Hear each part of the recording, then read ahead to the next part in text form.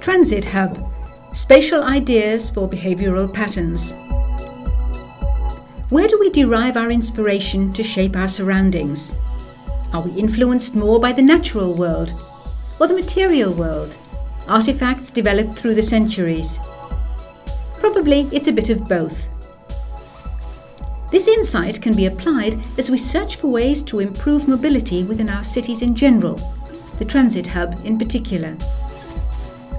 This involves better integration of the various modes of transport and streams of traffic, being able to respond to technological innovation such as hybrid cars and electronic bikes, increasing use of public transport to minimize the use of the car and reduce damage to the environment.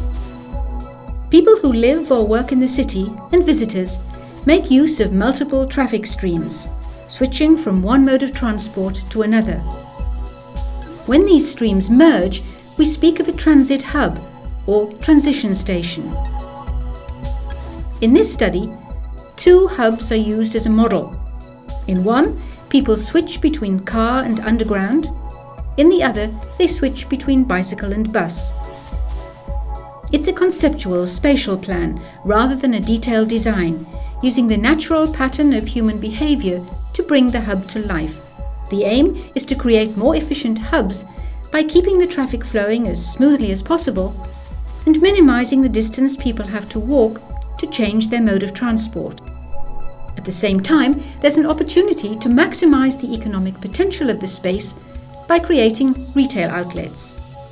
This reflects the fact that retail space is becoming more important, that the need for counter space is diminishing as a result of self-service checkouts, and that the demand for wall space for advertising is increasing.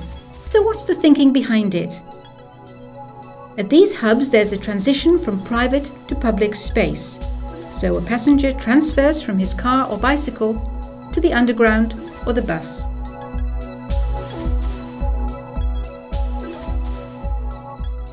People swarm in from all directions. At the hub, they're channeled into a bundle for the next stage of the journey.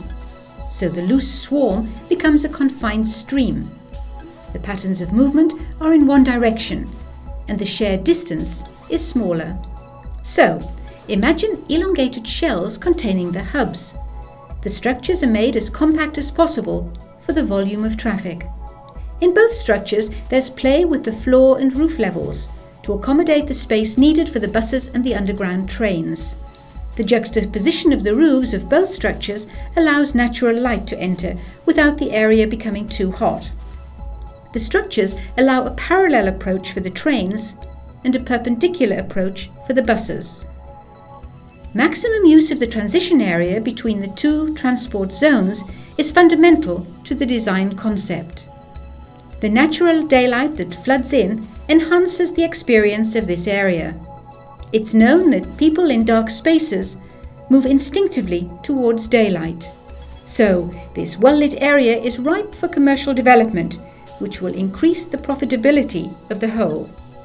The number of parking spaces for buses can easily be increased by parking at an angle. Cars can drive to the Kiss and Ride roundabout or park at 45 degrees. Notice how the swarms are bundled.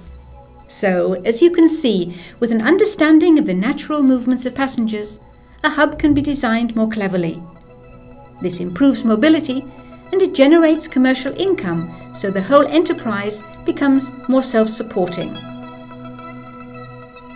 Transit Hub, spatial ideas for behavioural patterns.